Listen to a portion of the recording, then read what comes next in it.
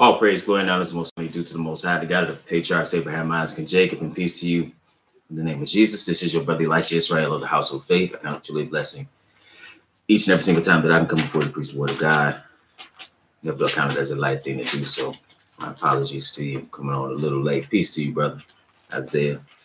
Good to see you there. I wanted, in keeping with the theme of marriage, I just want to touch upon how Israel is married to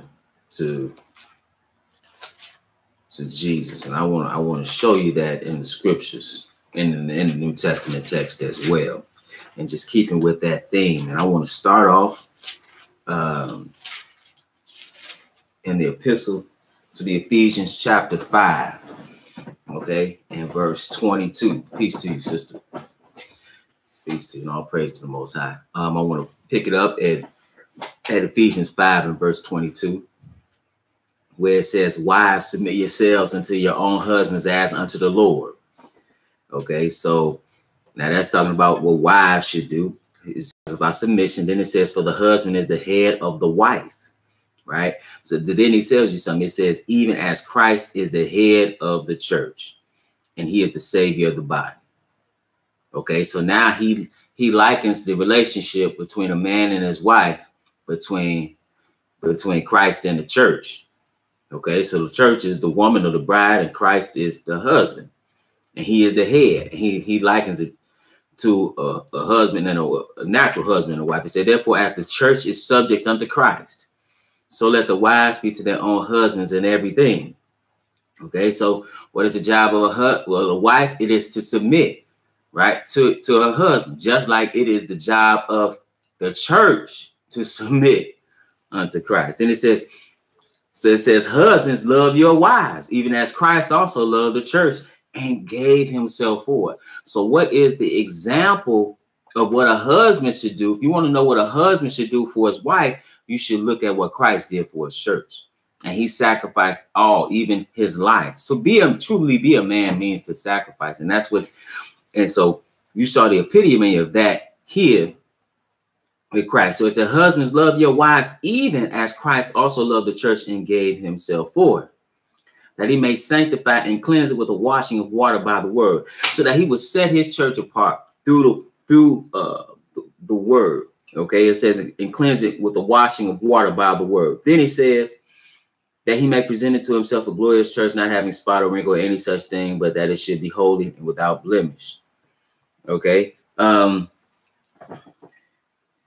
He says, "This is a great mystery that I speak concerning Christ and the church." So it's the same kind of relationship. He even went into a covenant, just like a man would go into a covenant with his wife.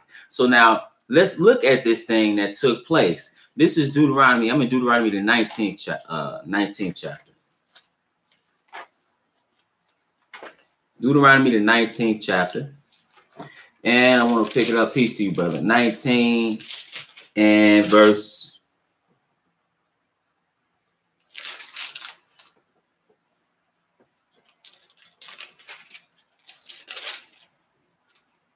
Oh, excuse me. I said, hold on. Give me 1 second. My apologies.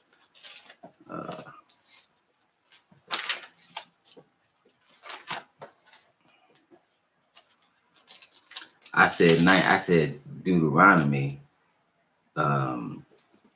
Hold on 1 second.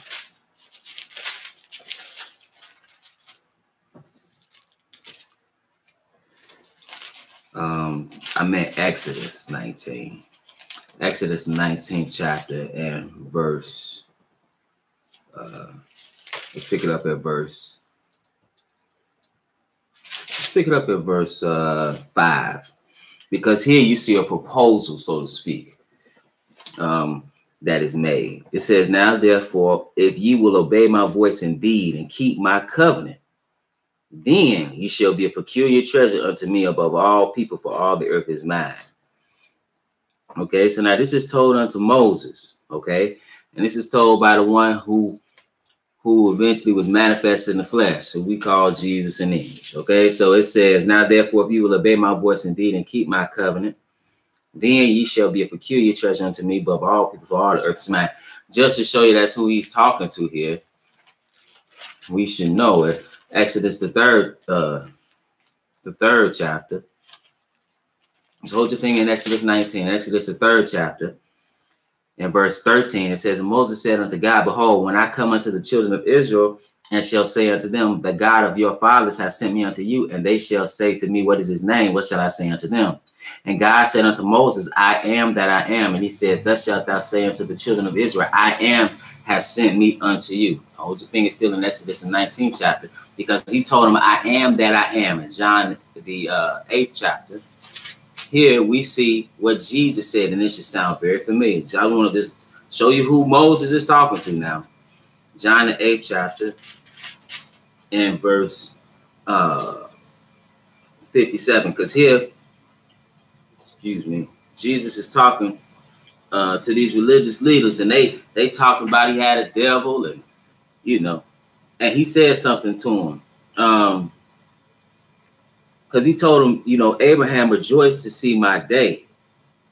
And they said that he said in John 8:56, and they said in verse 57, and then said the Jews unto him, thou art not yet 50 years old, and hast thou seen Abraham? Jesus said unto them, verily, verily, I say unto you, before Abraham was, I am. Okay, so he was the one. That's why they picked up stones to stone him. Like they was gonna try to kill him, because they understood what he was saying. He was saying that he the one that Moses was talking to. That's just like when he said in John the 17th chapter, he said, glorify me, O Father, with the glory I had with thee before the world was. That's why you read in John 1, it says, in the beginning was the Word, and the Word was with God, and the Word was God. The same was in the beginning with God.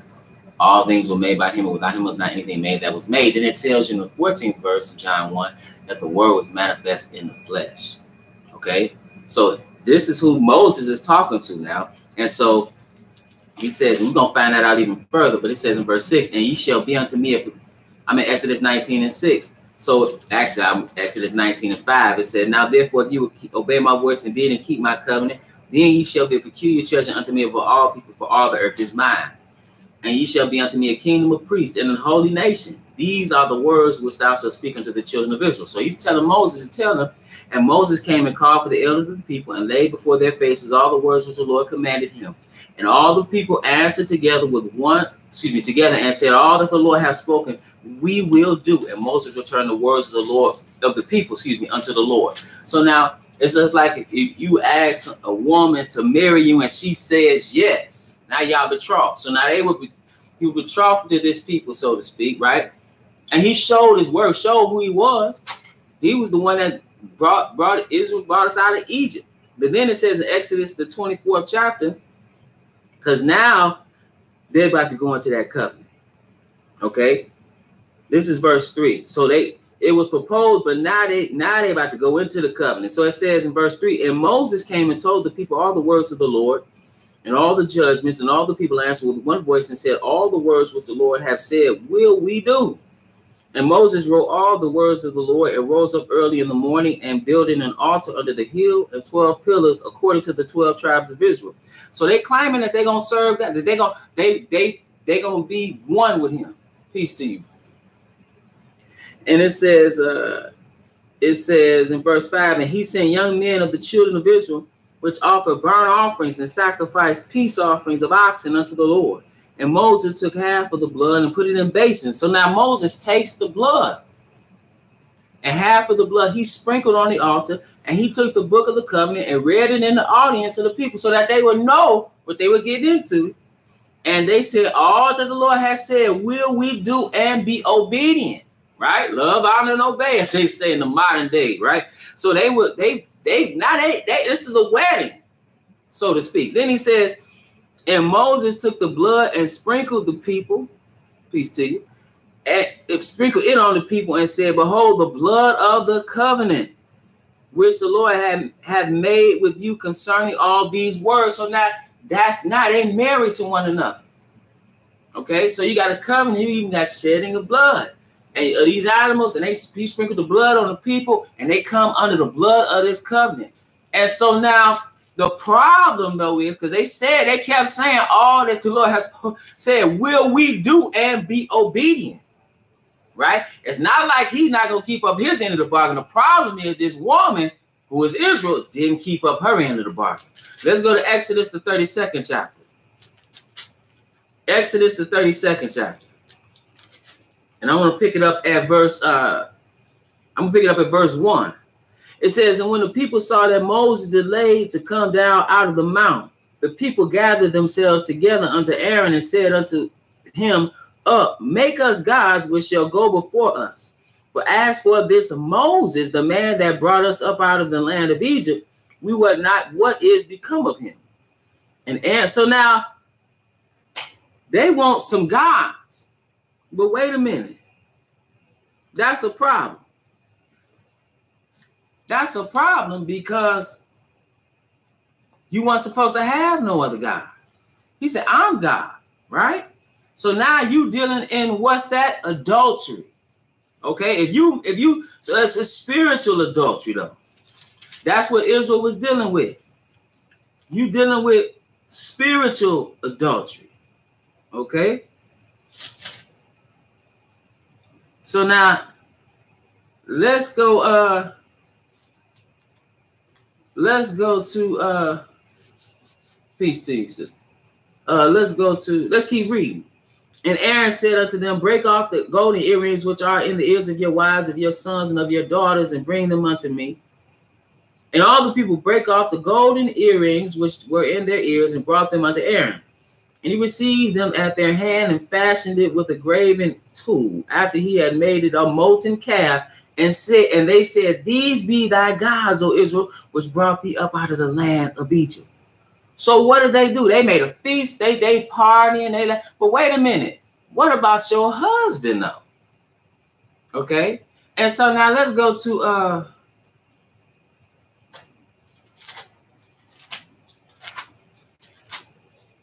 let's see.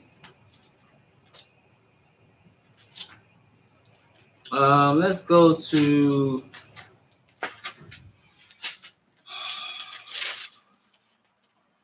give me a moment. Let's go to another place that shows that you know this is definitely a marriage. Okay, and they were one to another. Let's marry one to another. Let's go to let's see.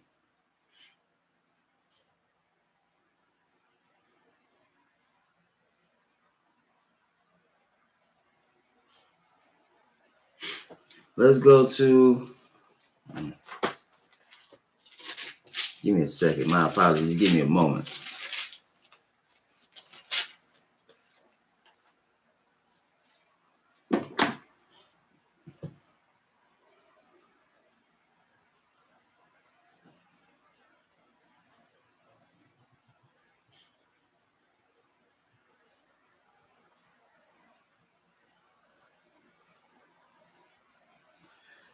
Ezekiel, the 16th chapter.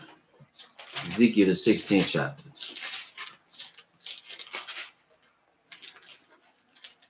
Ezekiel, the 16th chapter. I want to pick it up at verse 3. Because he tells how he found, what condition he found this woman in. This is Ezekiel, the 16th chapter.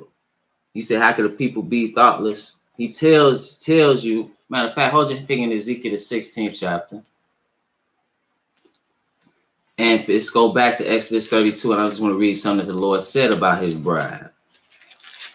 Exodus, the 32nd chapter, and verse, he says in verse 8, he tells Moses, because Moses is communing with God in the mountain. He tells him, they have turned aside quickly. I'm in verse 8.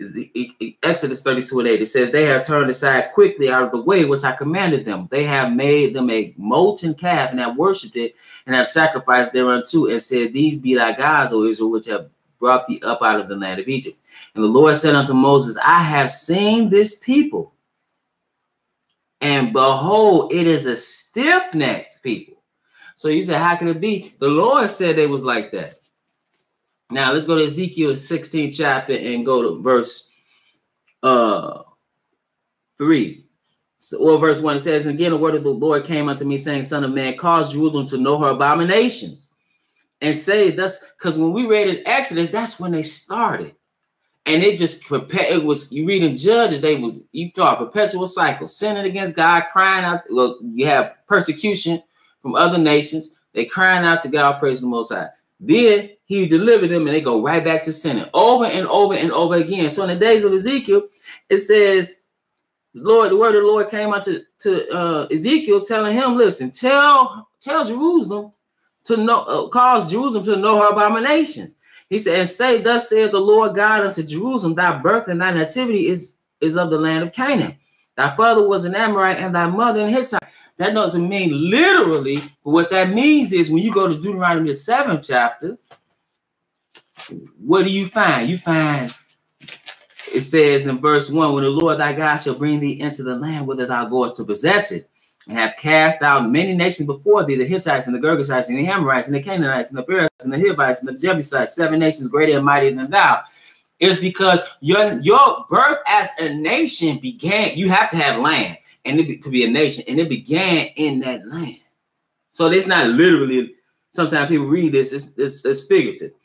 So it says, and as for thy nativity, in the day that thou was born, thy navel was not cut, neither wast thou washed in water to supple thee, thou wast not salted at all, nor swallowed at all. Then it says, verse 6, and when I passed by thee and saw thee polluted in thine own blood, because this is a terrible situation Israel was in. Even Israel was a slave, right? It says, and when I passed by thee and saw thee polluted in thine own blood, I said unto thee, when thou wast in thy blood, live. Yea, I said unto thee, when thou wast in thy blood, live. Okay, so now it said, I have caused thee to multiply the blood of the field. So now this woman or this nation became great, but it was through his splendor. It was through the bridegroom. So it says, I have caused thee to multiply the blood of the field, and thou hast increased and waxed great, and thou art come to excellent ornaments. Thy breasts are fashioned, and thine hair is grown whereas thou wast naked and bare. So now you was looking terrible, but now you looking good. But it's not because of you, it's because of him. Then it said, now, because of what he's given, it said, now when I passed by thee and looked upon thee, behold, that time was the time of love. And I spread my skirt over thee was a covering. It said, and covered thy nakedness. Yea, I swear unto thee and entered into a covenant. Right? We read that covenant in Exodus, the 24th chapter. It says, I swear unto thee, praise the Lord. It says, I swear unto thee and entered into a covenant with thee, saith the Lord God, and thou becamest mine. Right? So he became the Lord's, this woman. Okay? But what happened though?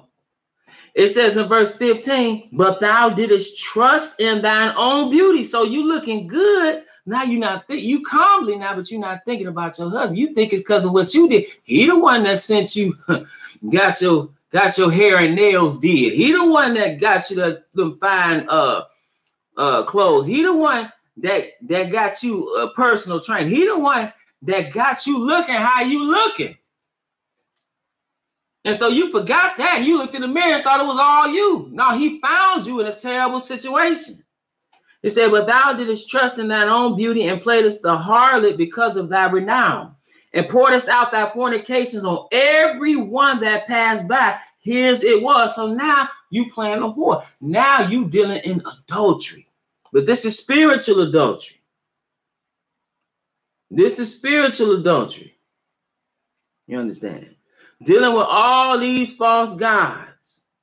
That's what, and then it says something. Thou hast also taken thy fair jewels of my gold and of my silver, which I have given thee, and madest to thyself images of men, and didst commit whoredom with them.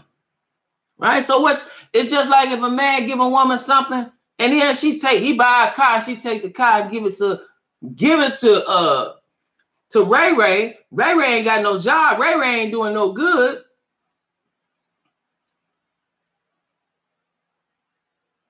I don't even remember. I don't remember saying that, brother. But I don't even remember saying that. I'm not saying I didn't say, but I don't recall that. But anyway, nevertheless,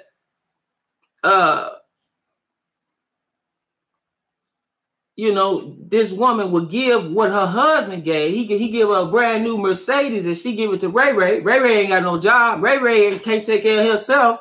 He living with his mama, but she dealing with Ray Ray. You know, that's kind of what Israel did in a sense. Israel didn't you know, you dealing with these false gods when you had a true and living God. These false gods can't deliver. Okay, so he goes on to say, he tells you about the mindset of this woman. It says in verse, because he's dealing with all these false gods. It says in verse 28, thou hast played the whore also with the Assyrians. Before that, he said the Philistines. Before that, he said the Egyptians. If you would have read in 26 and 27. Then he said, because thou wast insatiable, yea, thou hast played the harlot with them, and yet couldst not be satisfied. It was you couldn't get enough. You couldn't be a whore enough. That's what he's saying. That sounds like strong language. That's how the people was when it came to false worship. So it says in verse 20, and we like that today. We in every denomination of Christianity. You got black, you got our people that's in Buddhism, Hinduism, we Mormons. We even join organizations that hate our guts. You join organizations that you can't even be equal with the people, can't hold equal position just till recently. But you want to be in Scientology. You want to be a Mormon. You want to be a Jehovah's Witness. Give me a break. It said, thou hast moreover multiplied thy fornication in the land of Canaan unto Chaldea, and yet thou wast not satisfied herewith. Verse 30. Yet how weak is thine heart? So you weak-hearted woman. That's Israel as a people. It says, saith the Lord God, seeing thou hast doing all these things, the work of an imperious, whorish woman. Man, that's strong language there, but that's the language of the book. And that's what he's talking about his people. Then it said, in that thou buildest thine eminent place in the head of every way. You got a church, or you got a building dedicated to some false worship, the false worship of a false god everywhere. So it's just like us today. You look at our neighborhoods, we got more churches where you got dealing in falsehood than we got anything else. You going out, I always say you're going out community, church, chicken shack, abandoned building, church, abandoned building, abandoned church, abandoned some more church. That's what we have in our neighborhoods. So it said in verse 31, and that thou buildest thine eminent place in the head of every way, and makest thine high place in every street, and hast not been as in a harlot, in that thou scornest higher. So it's not like you getting paid. He said you worse than a prostitute. You dealing in whoredom, but you worse than in general, but you worse than a prostitute or a working whore, because at least a working whore gets paid. You scorn us higher. You are not benefiting from this. You're not benefiting from this. It says, he said, but as a wife that committed adultery, which taketh strangers instead of her husband. That's what Israel's done. A wife that committed adultery. It says they give gifts to all whores, but thou givest thy gifts to all thy lovers. So you a whore, you being whored out, but then you giving gifts to the people. You totally backwards. That gives, he said they give gifts to all whores, but thou givest, he said, but thou givest thy gifts to all thy lovers, and hirest them, that they may come unto thee on every side for thy whoredom. You know, it's like a whore that's on a stroll, right? And she a harlot on the stroll, she a prostitute, but she, instead of the John paying her, the trick paying her, she paying the trick, or she paying the John. That's how Israel was. It says, and the contrary is in thee from other women in thy whoredoms, where I'm in verse 34, whereas none follow thee to commit whoredoms, and in thou givest the reward, and no reward is given unto thee. Therefore thou art contrary. You different. Man, this is a whole nother level of whoredom. There's a whole nother level of hoeing. That's what Israel was doing as a nation, brothers and sisters. Dealing in whoredom. Let's go to the Song of Solomon real quick, because here in the Song of Solomon, it's talking about that.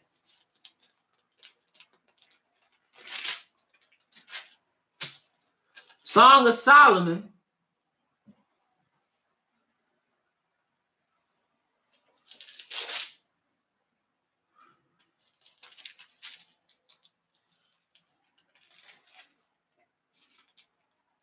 Song of Solomon. Let me pick it up in, because I'm gonna pick it up in Song of Solomon. I'm in chapter 5, and I'm gonna pick it up at verse 1. Song of Solomon 5:1. It says, I'm coming to my garden, my sister, my spouse. I have gathered my myrrh, and with my spice, I have eaten my honeycomb. With my honey, I have drunk my wine. With my milk, eat, O friends. It said, drink ye, drink abundantly, O beloved. I sleep, but my heart waketh. It is the voice of my beloved that knocketh, saying, open to me, my sister, my love, my dove, my undefiled. For my head is filled with the dew, and my locks with the drops of the night. So what is that saying? That's the bride. She on the inside and got the bridegroom on the outside. That's what Israel did to the Lord. So he out in the cold like a man. He done bought the house, and now he out in the cold. But then it says something. Verse 3, the bride said something. She said, listen, I have put on my coat. How shall I put it? I have put off my coat. How shall I put it on? I have washed my feet. How shall I defile them? But my beloved put in his hand by the hole of the door, and my bowels were moved for him. I rose up to open to my beloved, and my hands dropped with myrrh, and my fingers were sweet-smelling myrrh upon the handles of the lock. So what does that mean? Let's go to Proverbs. What does that mean? That you know what is myrrh? What's it say? It says again, you know, her hands drop with myrrh, or drip. That's what it's saying. Drip with myrrh, and my fingers with sweet-smelling myrrh. What is that about? Let's go to Proverbs, and I want to pick it up at verse. I want to pick it up at verse 1. Proverbs 7:1. It says, my son, keep my words and lay up my commandments with thee. Keep my commandments and live in my law as the apple of thine eye. And he tells you the benefit of doing so. He says in verse 5 that they may keep thee from the strange woman, from the stranger which flattereth with her words. Then it says, well, it gives you her description. In verse 10, it says, and behold, there met him a woman with the attire of an harlot. All right. So you could dress like a harlot. Keep that in mind. When you think about modesty, sisters, you could dress like a harlot. You could have a veil like you see in Genesis 38, but you can also have a attire that make you look like a harlot today. So it says, he met a woman with the attire of a harlot and subtle of heart. She is loud and stubborn. Her feet abide not in her house. Okay. Then it says something. Now is she without or outside, now in the streets, and lieth in wait at every corner. So now she in the streets looking for somebody to be a whore with. Then it said, I have peace. It says, verse 13, so she caught him and kissed him, and with an impudent face said unto him, I have peace offerings with me. This day have I paid my vows. Therefore came I forth to meet thee, diligently to seek thy face, and I have found thee. Listen to this. I have decked my bed with coverings of tapestry, with carved works, with fine linen of Egypt. I have perfumed my bed with myrrh, aloes, and cinnamon. So she got the bed already. Right? So when you read the Song of Solomon, where the bride is talking about, you know, her hands dripping with myrrh. Why are your hands dripping with myrrh and you won't let your husband in that? Because you've been in there dealing with somebody else. So the whore gonna say in verse 18, come, let us take our fill of love until the morning. Let us solace ourselves with loves. Then it says something, for the good man is not at home. He is gone on a long journey. Right? So what that's saying, that's the good man is the husband, right? So that's what you read in Song of Solomon, where it says in verse 5, I rose up to open to my beloved, and my hands dripped or dropped with myrrh, and my fingers with sweet smelling myrrh. Then it says, upon the handles of the lock, I opened to my beloved, but my beloved had withdrawn himself and was gone. My soul failed when he spake. I sought him, but I could not find him. I called him, but he gave no answer. Okay, so at a certain point, what happened is, as like any man will do, he said, "Wait a minute, I'm done with this, right? I'm done with this." So when you look at our condition right now, you see the situation we in right now. Understand that the Lord He separated Himself. He separated Himself. So now, what happened to this woman? It says in verse 7. The watchmen that went about the city found me. They smote me. They wounded me. The keepers of that walls took away my veil from me. Right? So what does that mean? That's talking about how, listen, Israel is suffering as a people. Why? Because you didn't win against your husband. Let's go to Jeremiah, the 2nd chapter. See, so when you did that, when you committed that adultery, even when they did it with the golden calf, he was going to kill everybody except Moses, right? This is just so now he brings punishment. This is Jeremiah, the 2nd chapter, and I want to pick it up at verse.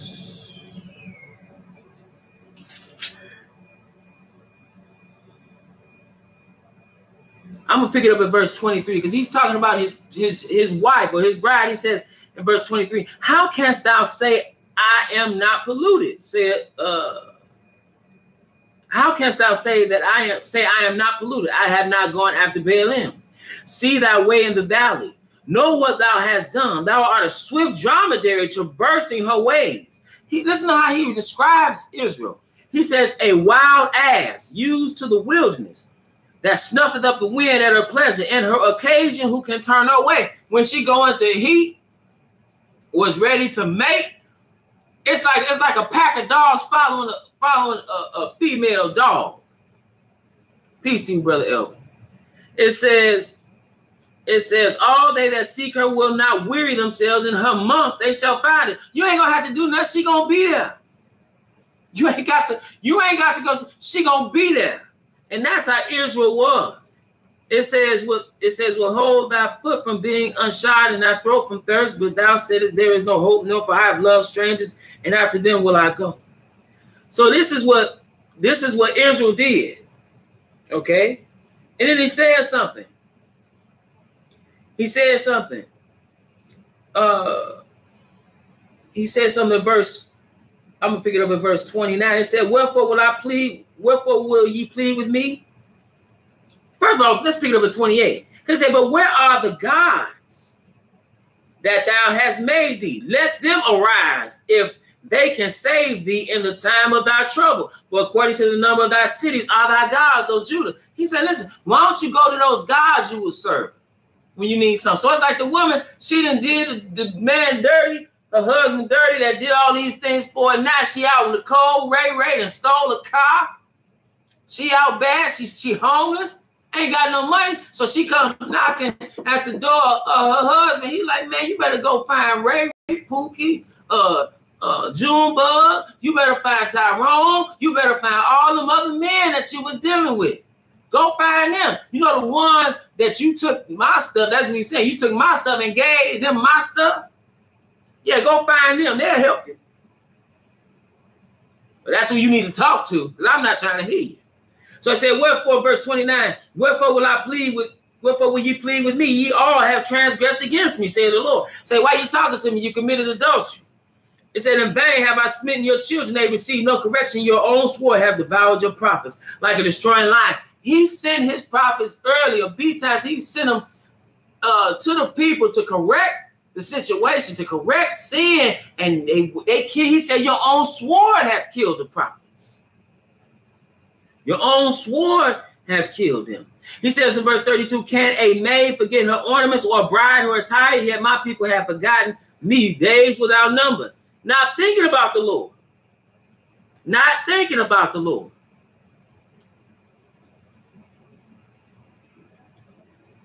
Let's pick it up. Let's go to Isaiah. We can hold our finger in, actually, let's hold our finger in Jeremiah. We're going to come back to Jeremiah, but we're going to go to Isaiah, because something happened. He did something to this, with this woman. Isaiah, the 50th chapter. It said, thus saith the Lord, where is the bill of your mother's divorcement, whom I have put away? Which of my creditors is it to whom I have sold you?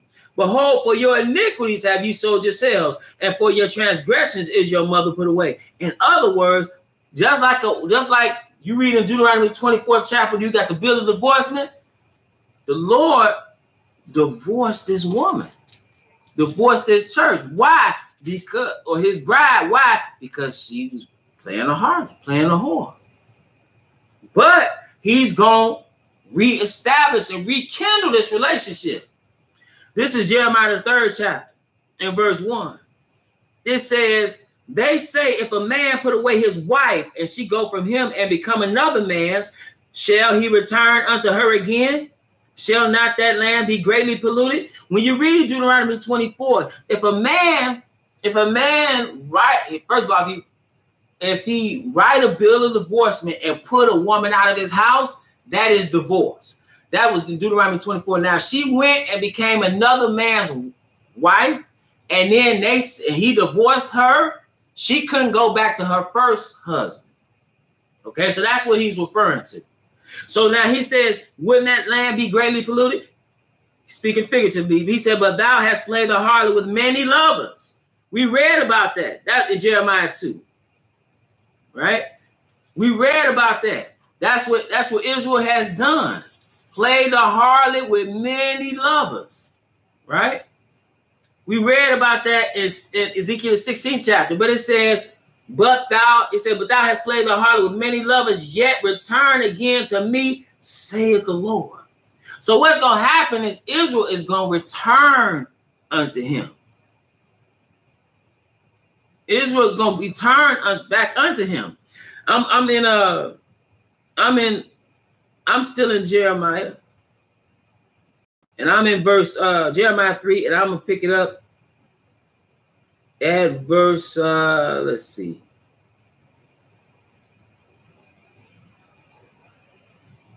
I'm gonna pick it up at verse 12. It said, go and proclaim these words toward the north, and say, return, thou backsliding Israel, saith the Lord, and I will not cause my anger to fall upon you. For I am merciful, saith the Lord, and I will not keep my anger forever. Keep anger forever. Only acknowledge thine iniquity, that thou hast transgressed against the Lord thy God, and hast scattered thy ways to the strangers under every green tree, and ye have not obeyed my voice, saith the Lord. Turn, O backsliding children, saith the Lord. Then listen to what he says. He says, for I am married unto you. He says, turn back to me. I'm married unto you. He said, for I am married unto you, and I will take you one of a city and two of a family, and I will bring you to Zion. And I will give you pastors according to mine heart, which shall feed you with knowledge and understanding. So this is him saying he's married unto us. Well, who is this bridegroom? Let's go to John, the gospel according to John. The gospel according to John. We want to pick it up at verse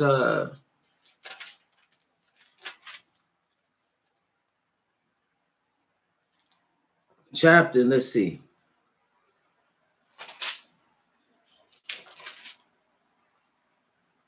Let's pick it up in John, the 3rd chapter. John, the 3rd chapter. Okay. I'm picking up at verse 25 because his disciples had a question. He's going to tell them something about Jesus. It says in John, the 3rd chapter, in verse 25, then there arose a question between some of John's disciples and the Jews about purifying. They came unto John and said unto him, Rabbi, he that was with thee beyond Jordan, to whom thou bearest witness, behold, the same baptizing, and all men come to him. What does it mean, bearing witness? Hold your finger here. Hold your finger here. I'm gonna pick it up in John 1 and verse 6. It said, there was a man sent from God whose name was John. The same came for a witness to bear witness of the light, that all men through him might believe. Believe on him, or who rather believe on Christ. He was not that light, but was sent to bear witness of that light. He was the forerunner from Christ. He came in the spirit of Elijah, the prophet.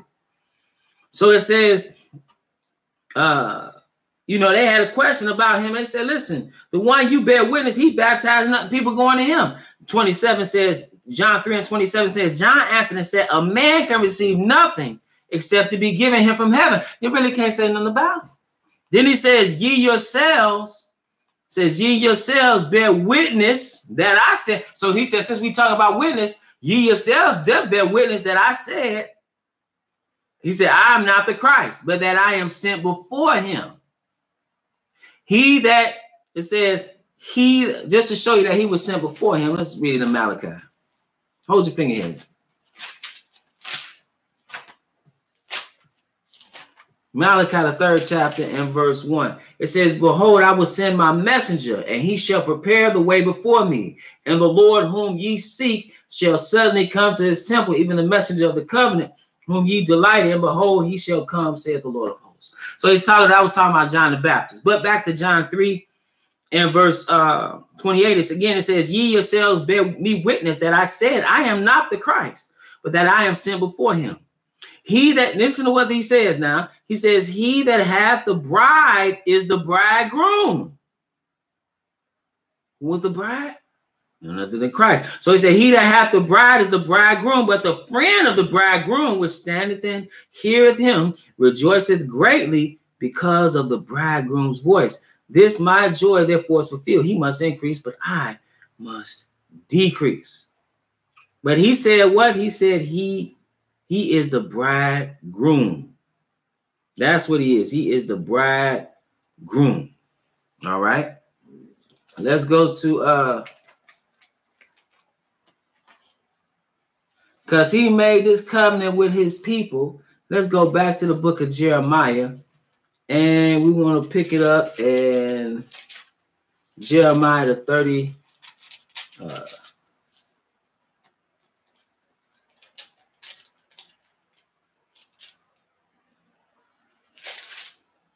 Pick it up in Jeremiah, the 33rd chapter.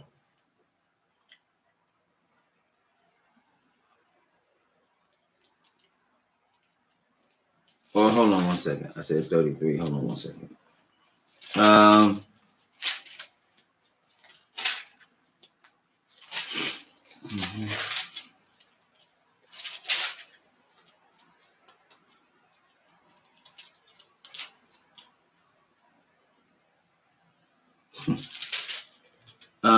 Hold on one second. We pick it up in a couple places.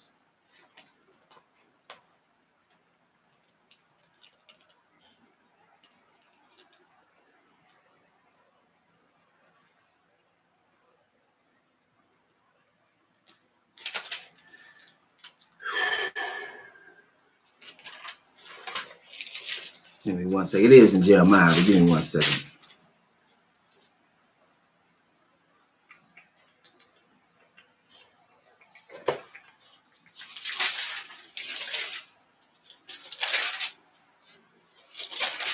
Oh, it was in 30.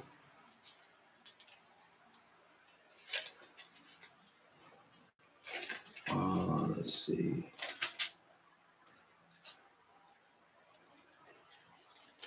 Yeah, it was in 31. Jeremiah, the 31st chapter, and verse 27. It says, behold, the days come, saith the Lord, that I will sow the house of Israel, and it says, and the house of Judah, with the seed of man, with the seed of beast. It shall come to pass that, like, excuse me, 31 and 31. Let me start there. It said, behold, the days come, saith the Lord, that I will make a new covenant with the house of Israel and with the house of Judah. Now, we read about a covenant that was made in Exodus, the 24th chapter, right? But he said, I'm going to make a new covenant with the house of Israel and with the house of Judah. It says, not according to the covenant that I made with their fathers in the day that I took them by the hand to bring them out of the land of Egypt, which my covenant they break, although I was an husband unto them, saith the Lord. But this shall be the covenant that I will make with the house of Israel after those days, saith the Lord. I will put my law in their inward parts and write it in their hearts, and I will be their God, and they shall be my people. See, that's what's going to come and take place. He's going to reestablish or rekindle that relationship with his church, with his bride. Okay, that's what he's going to do. Let's go last place. Let's go to Hosea. Because the prophets told of this. Hosea.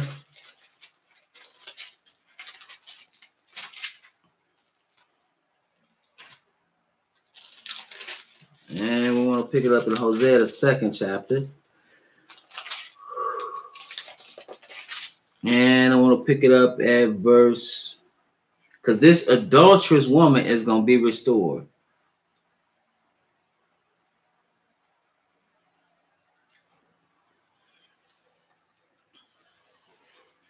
It says,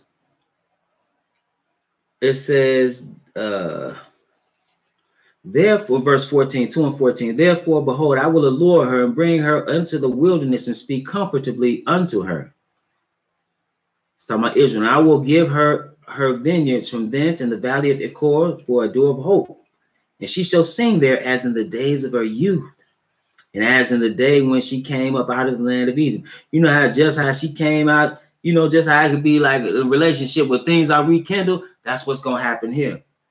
So it says, and it shall be at that day, saith the Lord, that thou shalt call me Ishai. Okay, that means my husband. That's what Ishai means. And shalt call me no more Baali. Okay, it said, for I will take away the names of Baalim out of her mouth, and they shall no more be remembered by their name.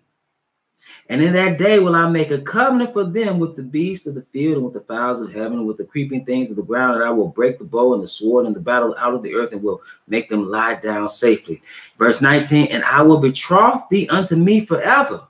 Yea, I will betroth thee unto me in righteousness and in judgment and in loving kindnesses and in mercies. I will even betroth thee unto me in faithfulness, and thou shalt know the Lord. Thou shalt know the Lord. And see, when that's renewed and now you back in good graces with your husband, it says in verse 21, it says, and it shall come to pass in that day, I will hear, saith the Lord, I will hear the heavens, and they shall hear the earth, and the earth shall hear the corn and the wine and the oil, and they shall hear Jezreel, and I will sow her unto me in the earth, and I will have mercy upon her that had not obtained mercy. And I will say to them which were not my people, thou art my people, and they shall say, thou art my God. So that's what's going to happen. And peace to you, brother. All praise, yes, all praise to the Most High. That's what's going to happen at that time. So he's going to reestablish that relationship that was broken through adultery by his people. Spiritual adultery, that is. And just to answer the brother's question, is chicken clean? You know, let me say this to the I did a lesson on that. Let me give you the title. Let me find the title. But I just did a lesson on that not too long ago. And you know, I spent about 4 hours talking to people yesterday, some brothers and sisters that called. And you know, one thing about it is that everybody, what's happening is, peace to you, sister. Everybody is listening to some of everybody, right? And then they calling to get clarification on things that they hearing on YouTube. You know, they need clarification because they like, man, what's going on? So they hearing all this bad doctrine. They hearing all these things and they trying to figure it out. And the problem is, to be quite frank with brothers and sisters, a lot of y'all. So it did it 2 months ago. The title is, hold on. The title is "Jive Turkeys Hate When Chickens Come Home to Roost." That's the title of the lesson.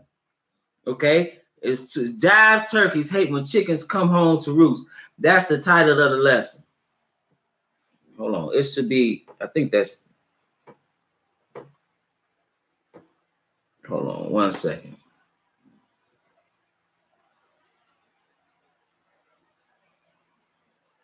Pretty sure that's the name of it. Hold on 1 second.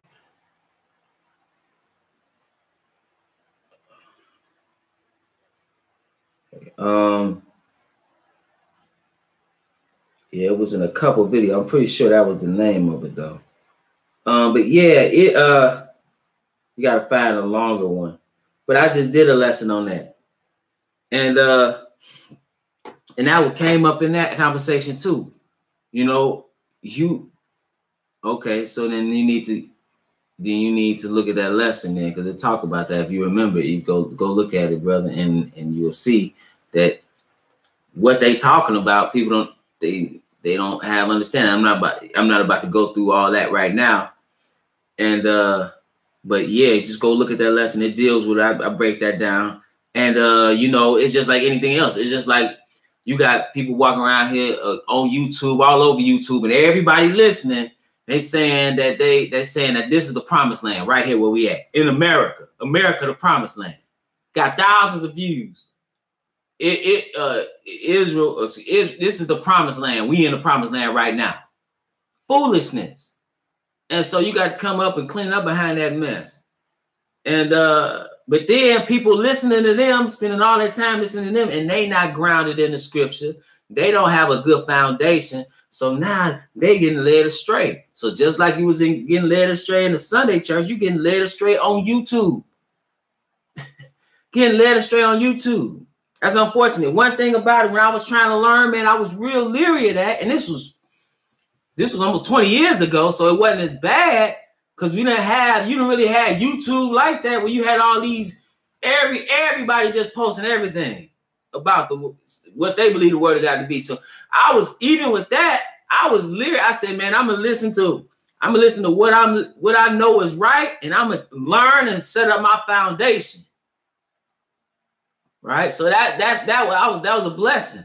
But a lot of people now, everybody want to get on, and they want to get on Facebook Live, then they want to get on YouTube, and they want to watch DVDs, and while they may have some things right, a lot of things they don't have right. A lot of things they don't have right. So now you dealing with that. You trying to figure it out. They read you one, like the sister on the phone yesterday. And shout out to that sister. If she listened to her husband, she said, you know, what did she say? I was telling her about the chicken. And I was like, yeah, you know, you can't read. Oh, no, actually, she was reading about tithing and something else. And it was like, yeah, it was a chicken too. I was just like, you can't read one verse and then make a doctrine. And that's what people are doing. So you have to be real leery of that. And with that, brothers and sisters, I want to remind you that we at the Household of Faith meet every Sabbath at 5925 West 25th Avenue in Gary, Indiana at 1 p.m. Central Standard Time. We invite you to come out and worship with us where you can hear the uncut, unadulterated word of God. We live stream right here on the Israel Teach YouTube channel, as well as at www.israelteach.org. All praise to the Most High for any edification, brother. Yeah, that was it. And also, I want to thank those that have supported the ministry financially. That is truly a help to us because we are a very small congregation. And just so you know, 100% of the proceeds go to the work of the ministry. So we are truly thankful for brothers and sisters that donate to the ministry. Okay. You know that, and and we had the sister on the phone the other day or yesterday. And her husband, we had a long talk about that, you know, as well. And that really it's funny because that shows what you really believe in and what you based on where you spend your money. You know, if you and so I'm just say this, I'm gonna thank that brother Albert and there's other people on here that come on here. Just want to thank you, brothers. Brother Leo, I just want to thank you, brothers, for supporting and just know that we your brothers and sisters over here got love for you. And just we just thank you. We just thank you. And also everybody that's listening. Everybody that's listening, I'm going to just say thank you to everybody that's listening and not acting a fool. Man, I'm just thankful for that. I'm just thankful that there's people that's just listening to what thus saith the Lord, being willing to listen and read the scriptures along. I'm thankful for that. And so with that, all praise to the Most High, sister. And with that, it's always my prayer that you were edified.